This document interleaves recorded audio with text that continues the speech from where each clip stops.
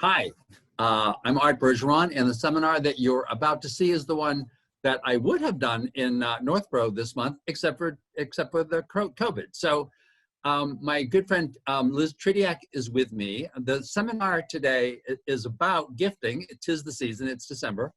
And it's about all of the, there's some myths about gifting that you can't give more than a certain amount to your kids or to other people. It's all false.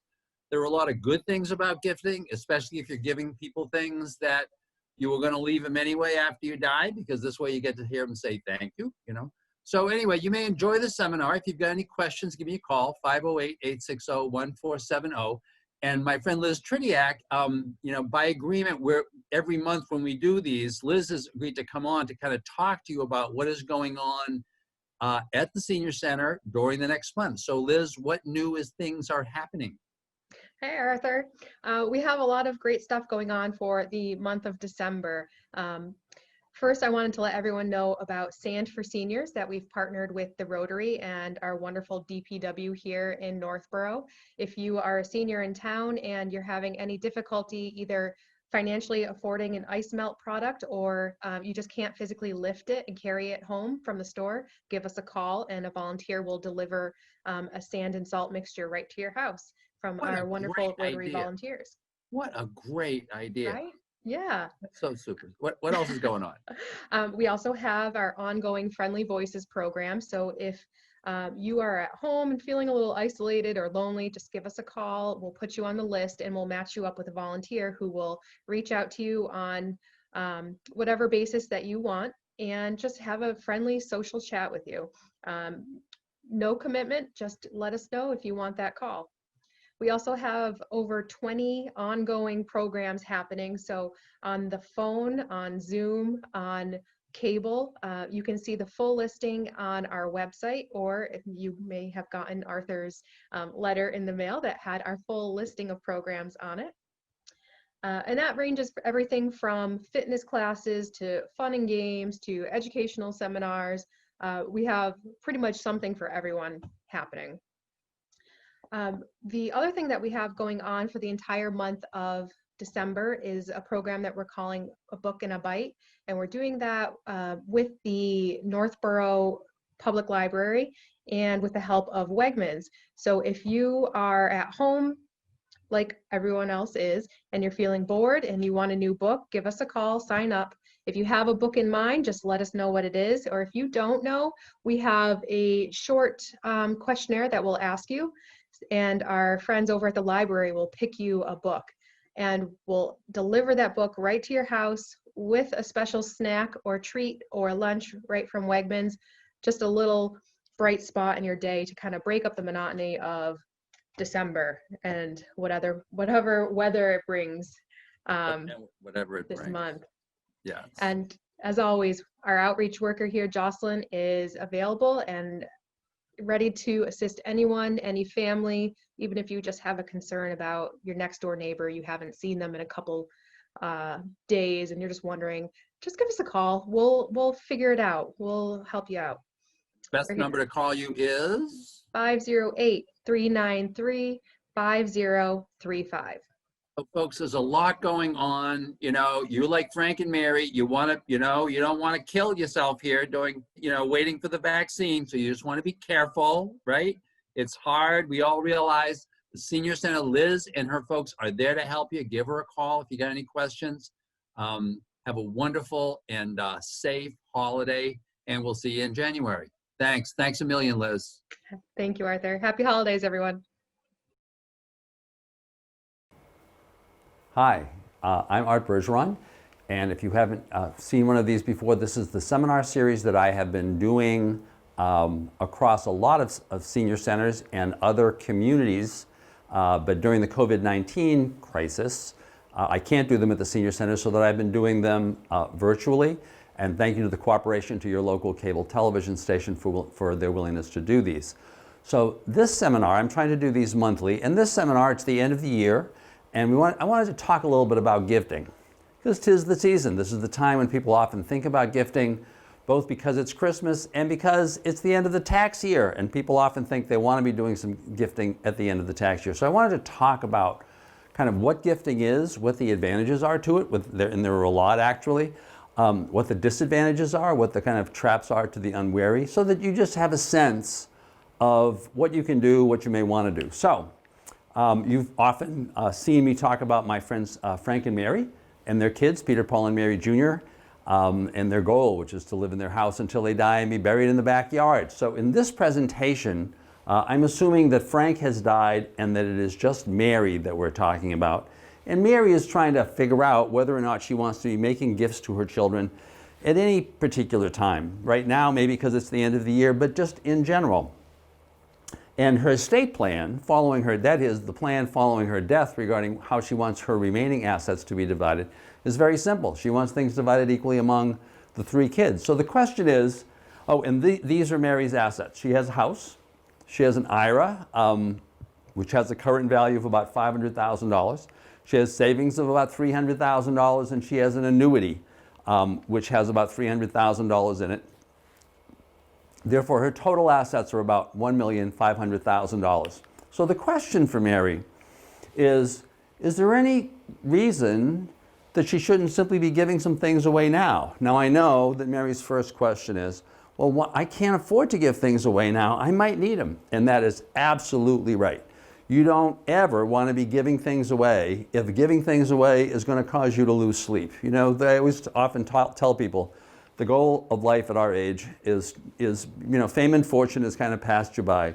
The goal is to get a good night's sleep. So if this is going to bother you, don't do it. But if you're considering gifting, or if you're open to gifting, then you just want to kind of know how the system works and what the implications are. First of all, you need to know what a gift is. I'll often talk to people when I'm doing mass health related planning and say, well, there are some gifting restrictions. And they'll say, well, I didn't give my child the car. I sold it to him for $1. Well, no, that's a gift. To have a gift, there need to be 4 things. There needs to be, first of all, it has to be a transfer for less than fair market value. That's the definition of a gift. Even if you say it's a sale, if it's for less than fair market value, to the extent that the value is discounted, that's a gift. There needs to be donative intent. You need to be giving something to someone with the intention that you can't get it back. That's the whole idea legally, is that once you've given it to someone, you can't therefore then later sue them and say, I want it back. There needs to be delivery for that very reason, so that it can be clear when a gift has really happened. There actually needs to be delivery of that gift. So if you say to one of your kids, I promise to give you $10,000, that's not binding. They can't later sue you for that and say, give me the $10,000. Until you've given it to them, they don't have it, and it's not a gift. And there has to be acceptance. You think to yourself, well, that's a weird thing. Why does there have to be acceptance on a gift? Well, maybe you're thinking of giving somebody a gift that they really don't want.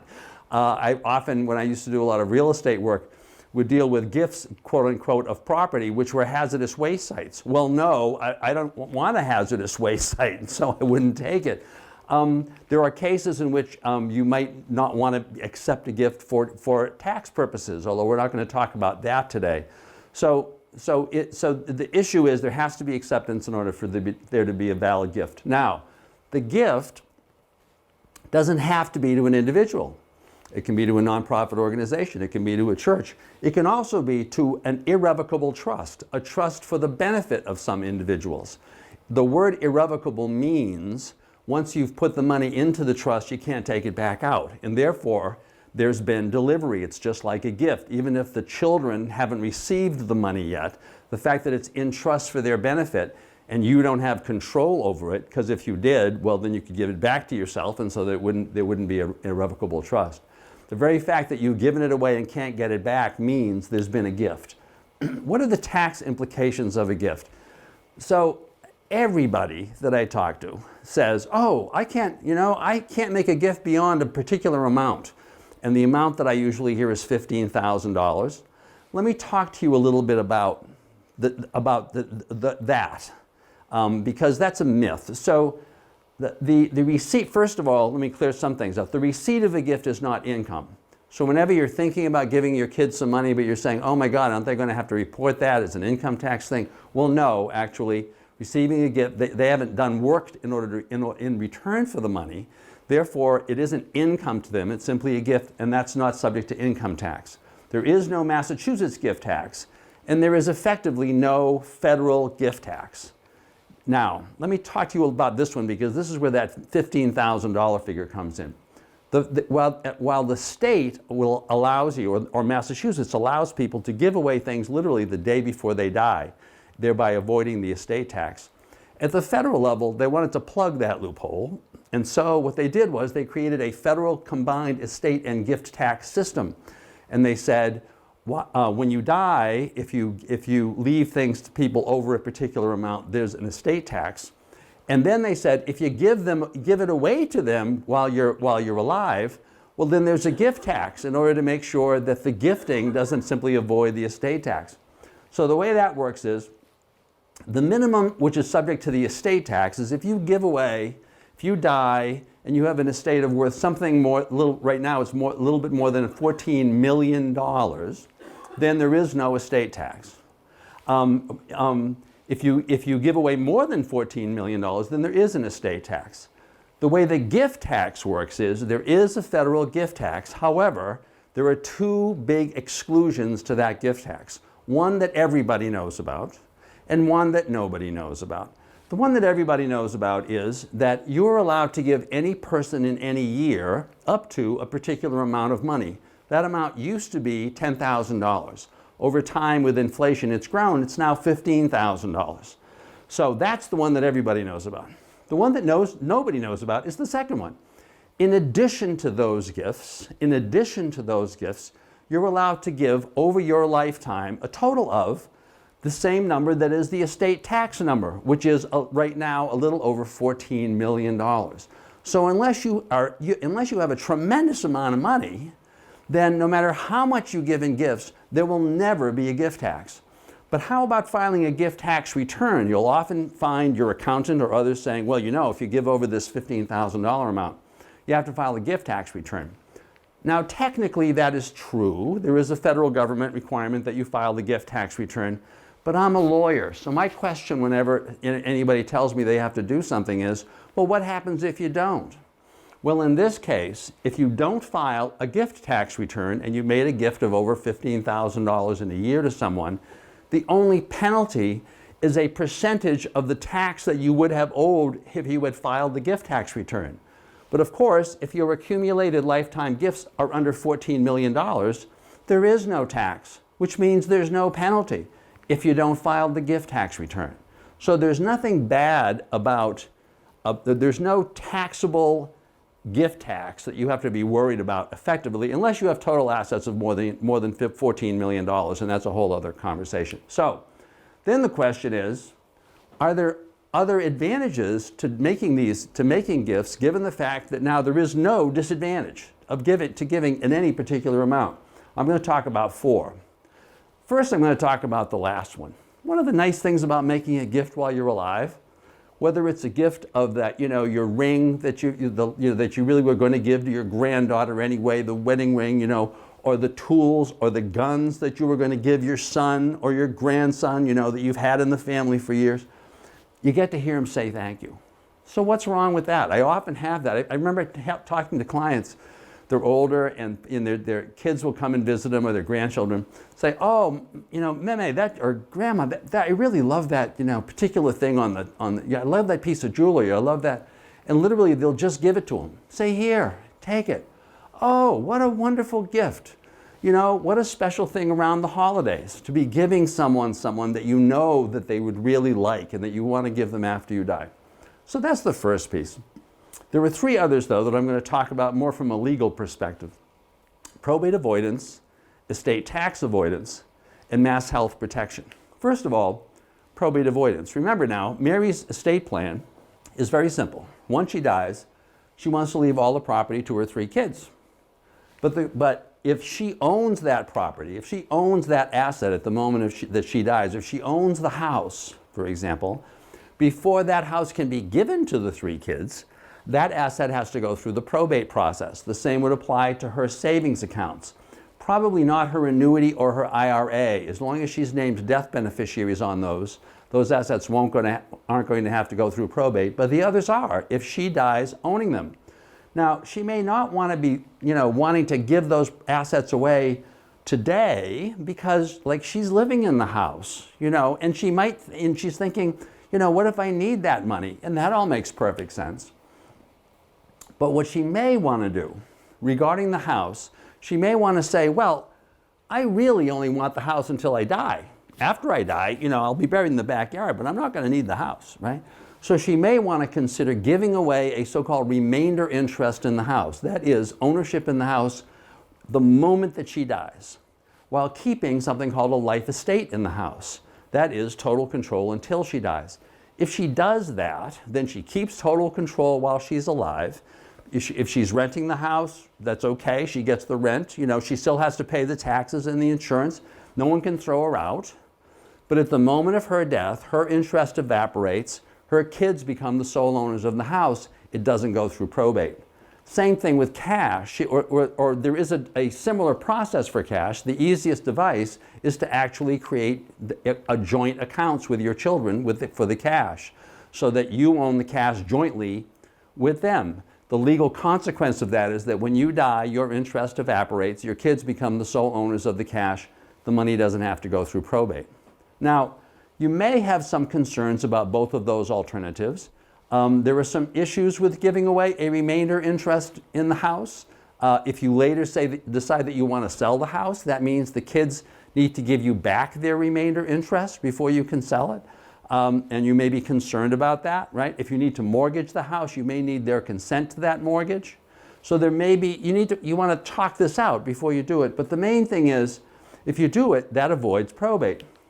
Another possibility is to keep control of your assets, leave them in your name, but have a power of attorney, and have a power of attorney that has the gifting powers in it that specifically says that the person whom you've named as your attorney can make gifts on your behalf, and then tell that person, or even better, put something in writing to that person that says to that person, before I die, if it's clear that I'm going to be dying soon, right, give those things away. Sign the deed on my behalf, giving this remainder interest to the kids so that when I die, they become the sole owners. Take the cash, keep whatever's going to be needed to bury me, to take care of other things, give the rest of it away. And if your power of attorney, if you're the person with your power of attorney does that, the day before you die, probate is avoided completely, as long as they've given away everything. You want to make sure you haven't left anything behind that's going to require a probate. Finally, if you want to be on the safe side, especially if the distributions that you're making are unequal. I have a situation that I'm working on right now for a family where the dad really wants to give everything to one daughter, because the other daughter's husband died fairly recently. It left a lot of money to the other daughter, so he feels that's only fair, and this one daughter has been taking care of her, the one he's leaving things to. My suggestion to them was, you do everything you can to avoid probate, but you may even want to put something in your will, change your will, so that if probate ever happens, you've made it clear in the will that everything was going to be going to this one daughter. That way, the other daughter, who may be pretty upset about this, right, won't think that by forcing a probate of the will, she can end up getting the assets. But the main thing is you can do that kind of planning ahead of time. Second, there's estate tax avoidance. Let me talk to you. To understand that, you need to understand the estate tax a little bit. This is the Massachusetts estate tax. Remember, the federal estate tax is irrelevant to you. Remember, the assets that Mary had, they have a total value of $1,500,000. If she were to die tomorrow with those assets, there would be a Massachusetts estate tax of $68,240. Now, that's not a huge amount, but you hate to, spend it for no good reason if you don't have to. So maybe, to the extent that Mary wants to avoid that estate tax, she wants to think about how can she do that? Well, if Mary gives all of her assets away the day before she dies, her estate goes down to zero, and therefore the estate tax goes down to zero. Well, that makes a lot of sense, right? Unless there are some other reasons to not be making some of those gifts. So I just want to talk about those, the potential tax disadvantages. First of all, before Mary could give away the money in her IRA, she would have to cash it in. And she'd have to pay the tax on the money in the IRA. if she cashed, and remember from the list of Mary's assets, her IRA is worth about $500,000. If we're estimating that the total Massachusetts and federal estate or income tax on that money would be about $30,000, that means the income tax that would have to be paid would be $150,000. Obviously, that's a lot more than the $68,000 she's paying in estate tax. Now, remember though, that the income tax is going to have to be paid sooner or later. Whenever Mary's kids get the money, even if they take the money over the next 10 years, which they're allowed to do. But it may very well be that the tax on that money, when they pay it, is going to be higher than Mary's tax, because they're probably going to be in a higher income tax bracket because they're still earning money. So the main thing to do regarding this kind of problem is this is a math problem. And so you need somebody who's used to doing that kind of math. That is, your accountant. Do the math, talk to your accountant. But if this works out right, you want to, once again, the person with your power of attorney has the ability to do this for you, literally the day before you die. You want to try to figure this out and find out whether that would be worthwhile as a strategy. Finally, giving away the house. The problem with giving away the house is the capital gains tax. I'm going to talk a little bit about that. Though, if Mary and Frank bought their house a long time ago for $50,000, for tax purposes, they each got a tax basis of $25,000 in the property for a total basis of $50,000. That was their purchase price.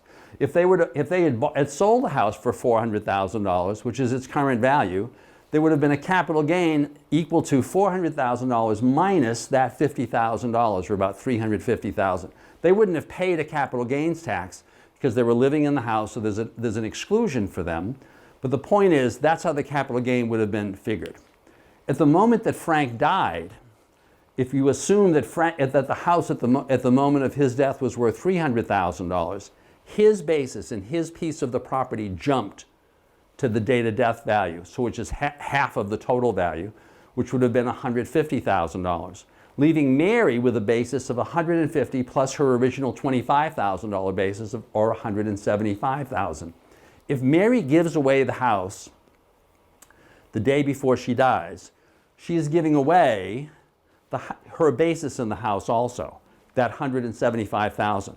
When the kids go to sell the house for $400,000, they're going to pay a capital gains tax on the difference. The difference is $225,000. The capital gains tax, in that case, I'm estimating here, it would be about 20% of that number, or about $45,000. That's a significant bill. What happens if Mary simply owns the house at the time of her death? In that case, at the moment of her death, just like what happened in Frank's case, the basis of the house, her basis of the house, jumps to the date of death value, which in this case would be $400,000. If the kids sell the house, Peter, Paul, and Mary Jr. decide to then sell the house the day after she dies, they pay zero in capital gains tax. So it may very well be that the estate tax disadvantage of keeping the house in the estate gets outweighed by the capital gains advantage if the kids plan on selling the house after Mary dies. Now remember, they may not be going to sell the house, or it may be that one of the kids lives in the house, so that if that child sells the house, they're going to be able to get that capital gains exclusion because they're an owner-occupant. Once again, these are math problems, right, that have a significant effect on you and will on your kids. So the answer to this is talk to your accountant to figure this out. So now I'm going to go back and talk about some possible solutions for Mary if she's in these situations. So first, remember, these are Mary's assets. She's got a house worth $400,000. She's got an IRA worth $500,000. She has savings worth $300,000. And she has that annuity, and the annuity is also worth $300,000. So, and she's thinking about this. She's saying, well, what if I try to make these gifts in order to avoid some of this estate tax? Solution number one is fairly straightforward. Mary decides, after talking to her accountant, that it really makes more sense for her to keep those assets in her estate because the tax hit is, if the capital gains or the income tax hit is greater than the estate tax savings was. So she keeps those two assets. Those two assets together were worth $900,000. Remember, the total assets were $1.5 million. She takes the rest and she gives them away. By giving them away, she has reduced her taxable estate to $900,000. She has therefore reduced her estate tax to only $30,960, a substantial drop, right? But what if Mary said, no, I really want to get rid of all of my estate tax. I really want to reduce my estate tax to zero, right? Well, that's more challenging, but there is a way to do it. And that goes back to the magic $15,000 rule. There is only one case in which this notion of giving away in increments of $15,000 or less affects Mary. If she gives away some or all of her remaining funds in increments of $15,000 or less to individuals in 1 year, no more than $15,000 per person per year, then those amounts actually get subtracted from her estate of figuring out, for purposes of figuring out whether she's entitled to the magic $1 million rule. The rule in Massachusetts is if you have a total taxable estate of $1 million or less, you do not have to pay any estate tax. But if Mary's assets are greater than $1 million, the only way she can reduce those assets to $1 million or less is by giving them away in increments of $15,000 per year per person. Now, she could give all kinds of money away if she were giving it away to not only her kids, but maybe her grandchildren. There may be ways of doing this. The point is there is a strategy that would allow Mary to save on the capital gains tax, save on the income tax, and also avoid the estate tax. But for Mary to do that, she can't give all of her assets away just before she dies. It's going to take some time because it's going to take her several years for her to take $500,000 and give it away in increments of $15,000 per person per year. That's just going to take her more time. So the bottom line, though, is when Mary is thinking about these estate tax issues, she wants to remember a couple of things. First of all, which is obvious, the estate tax reduction is never going to affect her. She's going to be dead. The only question is, to what extent does she want to increase the amount that's going to end up going to her children and reduce the amount that's going to go to the IRS or to the Department of Revenue? I often tell people when they're doing their estate plans, I've yet to find a couple that puts into their will, I really want to leave some money to the IRS. I mean, they've been so good to me, or the Department of Revenue. But they are automatically part of your estate plan unless you're facing up to these problems and trying to deal with these solutions. So Mary just wants to balance that out. She wants to talk to her kids. She wants to know, once again, because this money isn't for her. This is just for her kids. She wants to know that she's not losing sleep during the rest of her life just in order to slightly increase the amount of money that's going to her kids. But given all of that, right, she wants to figure all of those things out. Finally, there's mass health protection. Often, seniors will come to me and say that the reason why they want to talk to me is they're trying to preserve assets for their kids, and they know that if they need nursing home care and therefore need to qualify for mass health, they're going to have to they're going to have to spend all the money down on the nursing home. The answer to that problem is fairly simple.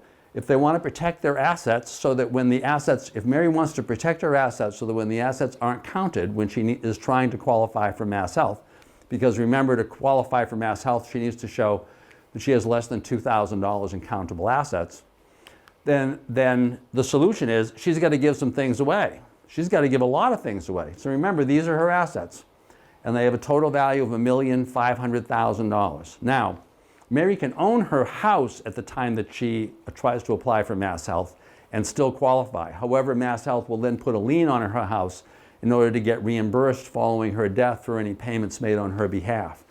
Regarding all the other assets, though, before Mary could qualify for mass health, she'd have to cash them in and spend the assets down to less than $2,000.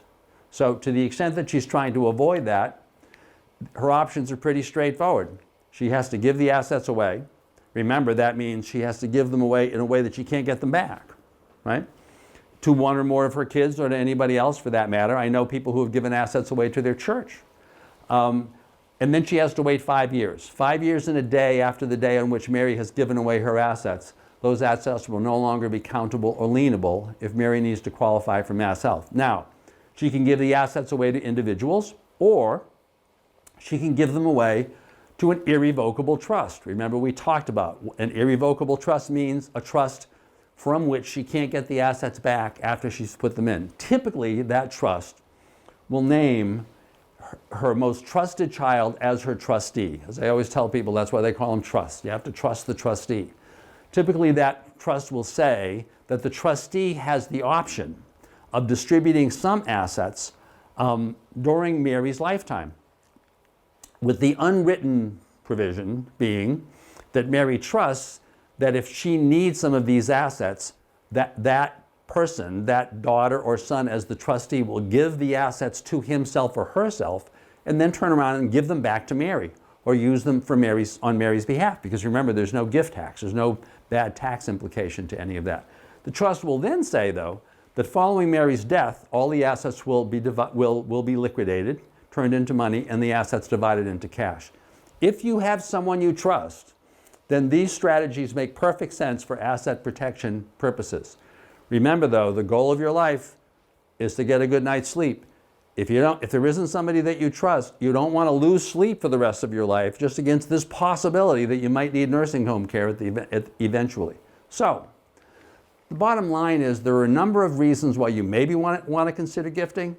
You may have been surprised to find out that there's really no disadvantage to doing gifting. It's just a matter of kind of weighing things out. If you have more questions, you can find this presentation on our YouTube channel or on Facebook, or you can call me at 508-860-1470. Thank you very much. I hope you enjoyed the presentation. We'll look forward to talking to you during the next seminar. Thank you.